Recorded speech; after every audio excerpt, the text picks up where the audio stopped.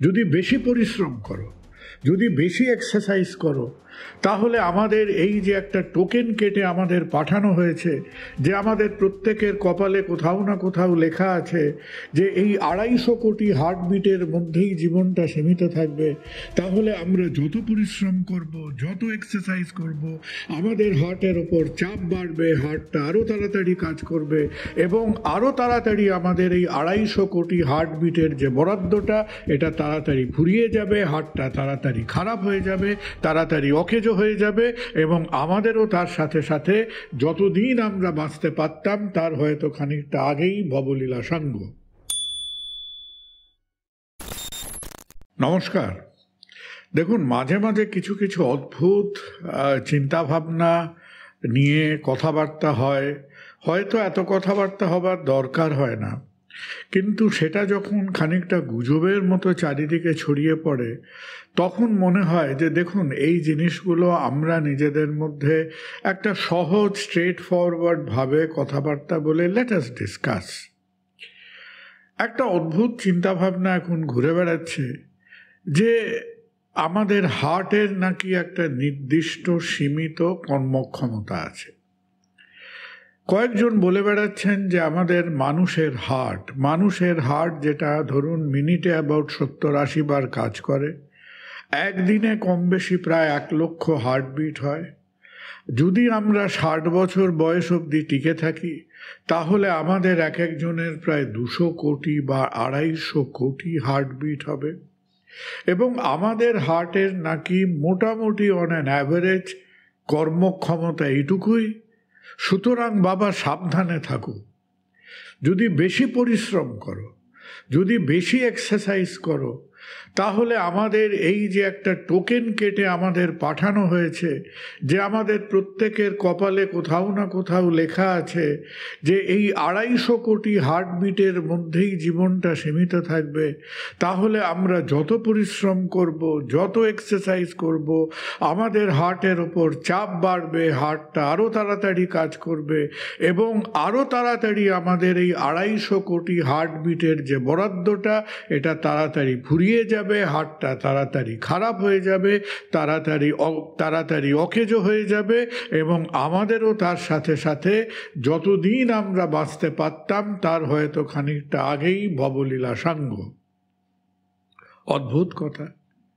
এই কথাটা কোত্থেকে লোকের মাথায় এলো?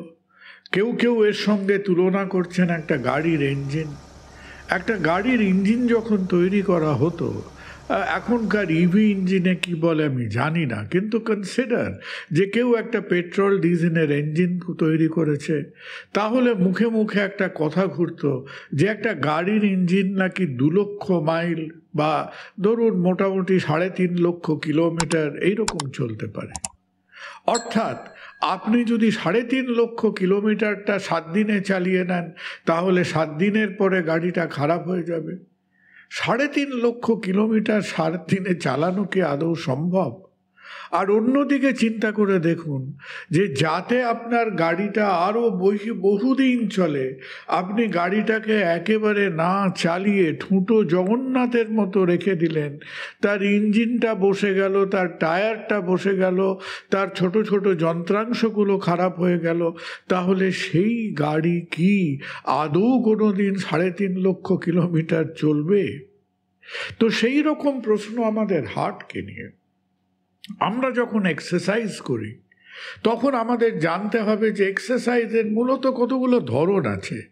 এক ধরনের এক্সারসাইজ হলো যে এক্সারসাইজে আমাদের শরীরের প্রায় অসংখ্য ছোট বড় সব মাসেল কাজ করছে, আমাদের রেসপিরেটরি রেট বাড়ছে, হার্টের কাজ করার প্রয়োজনীয়তাটা বাড়ছে এবং এই এক্সারসাইজগুলোকে আমরা বলি কেউ কেউ অ্যারোবিক এক্সারসাইজ, কেউ বলেন কার্ডিও এক্সারসাইজ। এই অ্যারোবিক বা কার্ডিও এক্সারসাইজের মধ্যে কি আছে? হাঁটা আছে, জগিং আছে, সাঁতার কাটা আছে, রানিং আছে। সো দিজ আর অল, ধরুন অ্যারোবিক ডান্সিং যারা করেন সেইটা আছে। এগুলো হচ্ছে অ্যারোবিক এক্সারসাইজ, যেখানে আমার শরীর overall is getting an exercise. আর এক ধরনের এক্সারসাইজ, যারা ধরুন একটা জায়গায় প্রায় স্টেশনারি হয়ে কিছু মাসেল বিল্ড আপ করছেন, কেউ হাতের মাসেল বিল্ড আপ করছেন, কেউ পায়ের মাসেল বিল্ড আপ করছেন, কেউ অ্যাবডোমিনাল মাসেলস বিল্ড আপ করছেন, এগুলোর ধরনটা একটু আলাদা। এগুলোকে বলা হয় রেজিস্ট্যান্স এক্সারসাইজ। এবং রেজিস্ট্যান্স এক্সারসাইজে সেই মাসেলটা হয়তো পার্টিকুলারলি বিল্ড আপ হচ্ছে, কিন্তু সমস্ত শরীরের আমাদের হার্ট, লাংস, ব্রিদিং এক্সারসাইজ, আমাদের বোন অ্যান্ড জয়েন্ট রিফ্লেক্সেস, সেগুলো ওভারঅল হয়তো অতটা, তাতে একটা জেনারেল পরিশ্রমটা হয়তো কম হচ্ছে। সুতরাং কিছুটা অর্থে that is a limited resistance exercise. আর অন্যান্য এক্সারসাইজ যেমন ধরুন আমাদের যোগ ব্যায়াম আছে, তাইচি আছে, এই ধরনের এক্সারসাইজের মধ্যে that is a more finer kind of exercise, যেখানে আমাদের মাইন্ড বডি কোঅর্ডিনেশন, আমাদের রিফ্লেক্স কোঅর্ডিনেশন কাজ করছে। তাহলে কমনলি আমরা যে ধরনের এক্সারসাইজ করি সেই এক্সারসাইজকে আমরা বলি অ্যারোবিক এক্সারসাইজ। অক্সিজেন কনজাম্পশন বেড়ে যায়, শরীরটাকে ওভারঅল বেশি কাজ করতে হয়। তাহলে সেই এক্সারসাইজের মধ্যে কতটা ঠিক, how much of exercise is tolerable exercise আর how much of exercise is over exercise, এটা একটা ইম্পর্টেন্ট কোয়েশ্চেন। ব্যক্তিগতভাবে আমি কিছু কিছু ফর্ম অফ এক্সারসাইজ করি মাঝে মধ্যে, এবং আমি কখনো অ্যালাউ করি না for my heart rate to exceed 130। আপনার যদি এক্সারসাইজ ক্যাপাসিটি একটু বেশি হয়, you can go up to 140, কিন্তু কখনোই একটা 150-এর ওপরে হার্টকে সমানে খাটিয়ে সমানে ছুটিয়ে একটা সাধারণ অ্যাভারেজ মানুষের পক্ষে that is not safe. above a heart rate of 150, হঠাৎ করে হার্ট রেটটা ইরেগুলার হয়ে গেল, হার্ট রেটের মধ্যে ভয়ঙ্কর কিছু কিছু ভেন্ট্রিকুলার এরিথমিয়াস হলো, এগুলো হবার সম্ভাবনা অনেক বেশি, and these are very critical condition. যত আমরা এক্সারসাইজ করি তত হার্ট রেটের সঙ্গে সঙ্গে আরও অনেক কিছু মাপা যায়। আমাদের রেসপিরেটরি রেট মাপা যায়, আমাদের ব্লাড প্রেশার মাপা যায়। And with gradual, normal, built up, যখন আমরা আমাদের ক্ষমতার মধ্যে একটা মেপে টেপে একটা অ্যাভারেজ বিল্ট আপ এক্সারসাইজ করছি, তখন আমরা কি দেখব, যে আমাদের প্রথম কিছুদিন ট্রেনিং পিরিয়ডের পর দেখা যাবে যে আমার পালস রেট আর অতটা ফাস্ট হচ্ছে না। As the heart becomes more efficient, তার এফিসিয়েন্সি যত বাড়ে, তার কাজ করার ক্ষমতা যতটা বাড়ে, তত যে ধরুন প্রথম দিকে আপনি 10 মিনিট ছুটলে যদি আপনার হার্ট রেট হয়ে যেত 110, আপনি 10 দিন 15 দিন ছোটাছুটির পরে দেখবেন আপনার হার্ট রেট 110 না বেড়ে হয়তো 85 হবে, 90 হবে। তার মানে আপনার heart is getting accustom two exercise, আপনার এফিসিয়েন্সি বাড়ছে। অবশ্যই আমরা যখন এক্সারসাইজ করি তখন সবাই তো কন্টিনিউয়াস ব্লাড প্রেশার মনিটরিং করি না, কিন্তু যদি করতেন তাহলে দেখতেন সিমিলারলি যখন প্রথম দিকে এক্সারসাইজ করবেন তখন দেখবেন যে একটা হাইপারটেনসিভ রেসপন্স হয়, ব্লাড প্রেশার বেড়ে যায়। But as you become use to exercise তখন ব্লাড প্রেশার স্টেডি থাকবে, কখনো কখনো ব্লাড প্রেশার একটু কমতেও পারে। তার মানে আপনার system is getting use to that exercise. আর একটা প্যারামিটার যেটা মাপা যায়, কিন্তু মাপাটা খুব সহজ নয়, যেটা আপনার সঙ্গে যদি কেউ ট্রেনার থাকে, কোচ থাকে, তারা মাপতে পারে, তাকে বলে রেসপিরেটরি রেট। কী রেটে আমরা শ্বাস প্রশ্বাস নিচ্ছি। আপনার নর্মাল শ্বাস প্রশ্বাস নেবার রেট যদি 20 থেকে 30 হয়, প্রথম দিকে দেখবেন আপনার রেসপিরেটরি রেট বেড়ে গিয়ে 35 হবে, 40 হবে। আবার the same thing, as the body becomes accustomed, আপনার নর্মাল রেসপিরেটরি রেট থেকে হয়তো 10-15% ইনক্রিজ হবে, নট মোর দ্যান দ্যাট।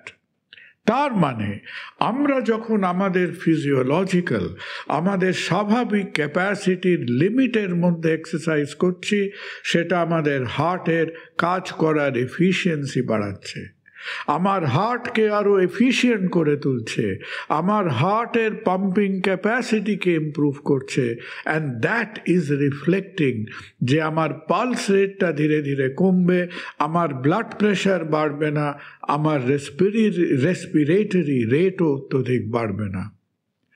আমরা শুনেছিলাম যখন বিয়র্ন বর্গ নাকি উইম্বলডন খেলতেন, তার উইম্বলডনের 5th সেটে গিয়ে তার হার্ট রেট নাকি 60 to 70-র মধ্যে থাকতো। চিন্তা করতে পারেন কি supreme fitness of a person. এখন এই যে কথাগুলো হচ্ছে, যে এই যে আমরা মধ্যে মধ্যে প্যানিক করছি যে বেশি এক্সারসাইজ করলে আমার হার্টের ব্যাটারি ফুরিয়ে যাবে, তাদের মধ্যে কিন্তু একটা চিন্তা ভুল নয়। সেই চিন্তাটা হচ্ছে ওভার এক্সারসাইজ ইজ হার্মফুল।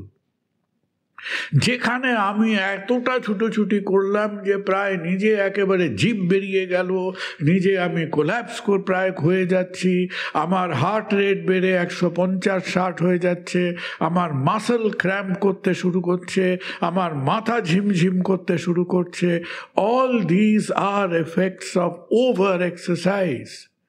আর আবার এক কথা, যে যদি না আমরা একেবারে এক্সপার্ট স্পোর্টসম্যান হই, প্রফেশনাল অ্যাথলিট হই, for an ordinary human being আপনি কখনোই নিজেকে সেই এক্সট্রিম লেভেল অফ ওভার এক্সারসাইজের দিকে ঠেলে দেবেন না, সে তার ওপর আমাদের শরীরের ক্ষতি হয়।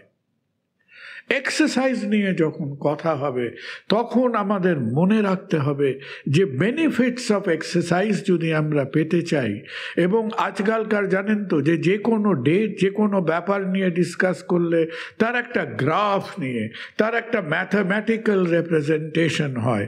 So if you try to conceive যে এক্সারসাইজের বেনিফিটটা কেরম, সেটা যেন একটা উল্টোনো ইউ শেপড কার্ভের মতো। যত আমরা এক্সারসাইজ করছি, অভ্যস্ত হচ্ছি, আমার বেনিফিট বাড়ছে। এটা ধীরে ধীরে একটা ম্যাক্সিমাম লেভেলে পৌঁছতে পারে। হয়তো আপনার ম্যাক্সিমাম লেভেলটা আমার ম্যাক্সিমাম লেভেল থেকে একটু বেশি হোক না, আমি তো আপনার সঙ্গে প্রতিযোগিতায় নামিনি। আমি আপনাকে ভালো রাখতে চাই, আপনি আপনাকে ভালো রাখতে চান। অ্যান্ড আফটার আমরা যখন আমাদের মোটামুটি সেই লেভেলটা অ্যাচিভ করব, তারপরে যদি আরও ধাক্কাধাক্কি, আরও ঠেলাঠেলি, আরও ওভার এক্সশনের দিকে যাই, অতি অবশ্যই সেটা ক্ষতিকারক। এবং whether it is in terms of heart rate, muscle cramp, whatever, কখনোই that will not be any good to you. তাহলে ওই যে প্রথম আমরা কথা বলতে শুরু করেছিলাম যে আমাদের 60 বছর বয়স হতে গেলে আমাদের হার্টটা প্রায় 250 কোটি বার, 300 কোটি বার কাজ করবে। সুতরাং আমরা কিপ্টের মতো লুকিয়ে ঘরের কোণে বসে থাকি, আমরা বেশি হাঁটবো না, ছুটবো না, চলবো না, পাছে আমাদের ওই বরাদ্দ রেশন করা হার্ট রেটটা পুড়িয়ে যায়। Please don't think it like that. আজকে দ্য লংগেস্ট, আজকে কতদিন সবচাইতে বেশি মানুষ কত বছর বেঁচেছে? 122 বছর বেঁচেছে।